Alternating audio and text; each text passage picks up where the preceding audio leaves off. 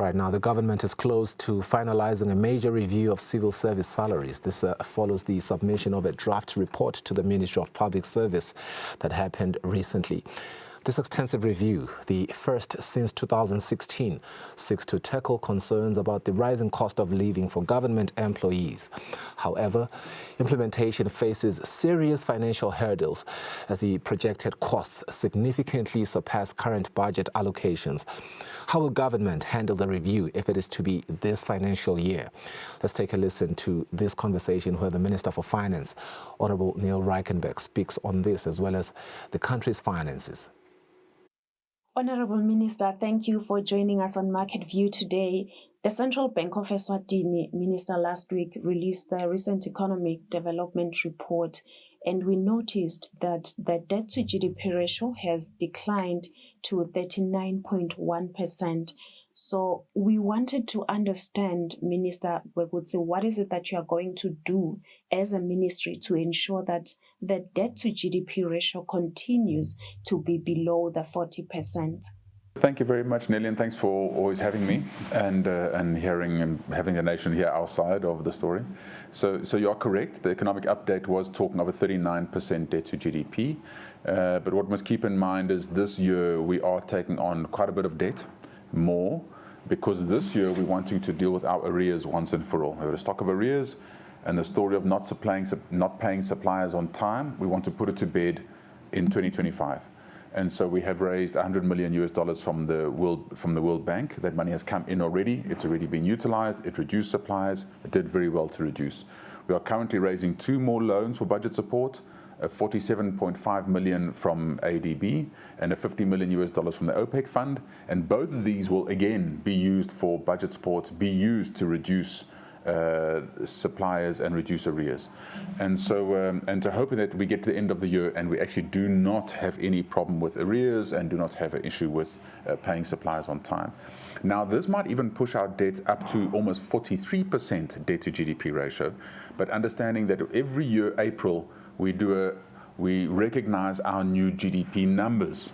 So as our GDP is growing, and as you know, the 2025 is looking like we have very decent GDP growth, we do predict that it'll bring our debt to GDP ratio once again below 40, and then in the medium term, try and cap our debt to GDP at 41%. Has been our target for a while now, and we've been managing to maintain that target and stay on that track. So you might find the debt to GDP shoots up even beyond the 41% we come up with, but we do plan for it to come back down again when the new GDP numbers get recognized. So at the moment, there's a focus on trying to get our economy healthy. We believe with everything going on the economic health side, our issue we're tackling now is our stock of arrears and our suppliers. And we believe if we can get them paid on time, people can build confidence again in supplying government. At the moment, you don't know when you're going to get paid. It's not a nice situation supplying government. When you know you're going to get paid on time, it means I presume people will be able to supply government again, and we'll get a lot of health back in the cost of goods for government once you're paying on time. So we're hoping that can also then drive economic growth in the country once we get this right. The ministry has also applied for significant budget support from the World Bank, Honorable Minister, and we have seen from the same report that government continues to rely on advances from the central bank. What are you going to do to ensure that the government or the ministry doesn't rely much on the advances from the Central Bank of Eswatini? So look, CBE advance is always a emergency backstop. You know, if you need money, the law allows us to take up to 20% of our reserves as an advance, a CBE advance. So keep in mind, there's a ceiling on it. You know, we can't just say, just keep on giving us more. We can only go so far. At the moment, we have very strategically been using a CBE advance to pay government salaries. So we actually have about 1.4 billion emalangeni. Every time cycle money comes in, we repay it, the central bank advance, and then we take it over the next quarter. Every month we take about 475 million around there for paying salaries on a monthly basis. And that just means we don't have to stress when salary comes because we know that central bank advance is there for that. It's been a very handy tool.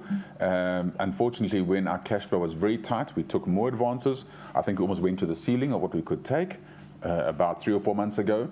But now going into the future, especially with these loans being approved, we do foresee ourselves having to rely less on central bank advances. Speaking of the wage bill, Minister, the recent economic update by the World Bank has suggested that Eswatini continues to reduce the wage bill by below 10%, if I remember correctly. So I want to know if you have made means to meet these recommendations by the World Bank, because this is not something new that has been suggested by the bank. So at the moment, the wage bill is, I think, 11% of GDP. So you can look at it in different ways. You can see what is the wage bill to GDP, or you can look at what is the wage bill as a percent of your total expenditure as government. And so over the last 7 years, we've been trying to reduce the wage bill and trying not to reduce it harshly. If you reduce it harshly, you're going to have social problems. You're going to have people in distress. You're going to have children not going, you're going to have real problems on the streets.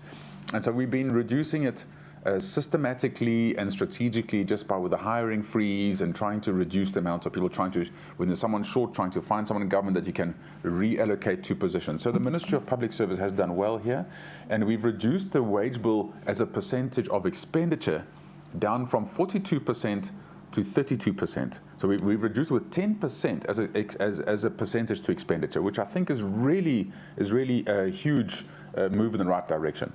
Now, it still means that 32%, in countries like ours, we believe it could go down to even as low as 25%. But then government really needs to be able to be a government like, how can I say, developed countries are, where government is just maintaining the core of what needs to be done. And you're not doing the periphery things. You're not grading the roads. You've got something like a road agency fund in place, and they're using contractors to grade the roads. You are using the private sector, all over the place to try and really make sure that you are being more efficient as government by using highly competitive areas within private sector where you can get good bang for buck. So if we can move in that direction as government, we would still like to continue to reduce the wage bill where possible. Obviously, this year we got the salary review that's taking place. That'll bump it up again. But at the same time, it's necessary.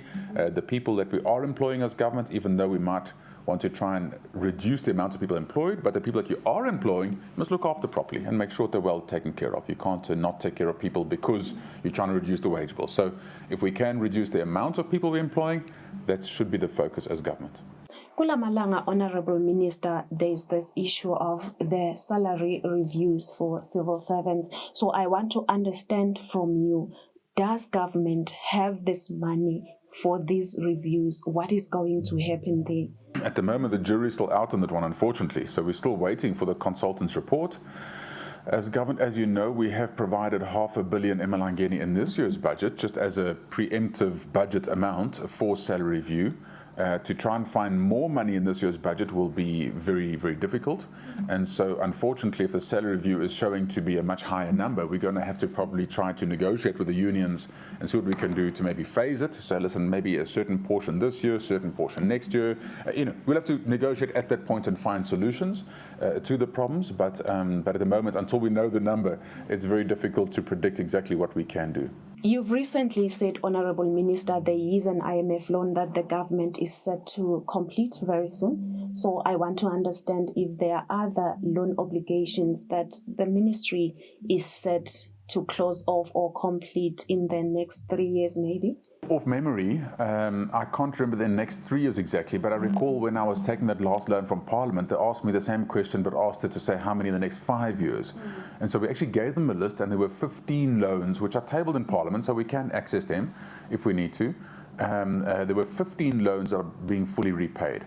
One of them, for instance, is the loan from the IMF that we are paying in a few months' time. We're paying the last installment in a few months' time with the IMF. That was the rapid response in COVID. We took $110 million at that stage, and it was we had a small window of grace. Then we had quite a harsh payment period.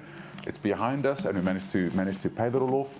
I think we'll be the only country on the continent not owing IMF money at that stage when we finish paying them off.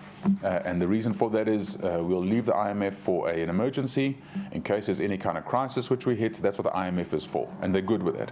And so we'll leave them for that in case there's a crisis that hits. We know we can go to the IMF, and because they release very quickly. If you've got a crisis within weeks, you get the money. So it's we'll be happy to pay them off and have them available for any emergency in case an emergency arises. From this conversation, Minister, you've highlighted that you will make sure that suppliers are paid on time. I think that is very important because this has been a thorny issue and it has been reoccurring.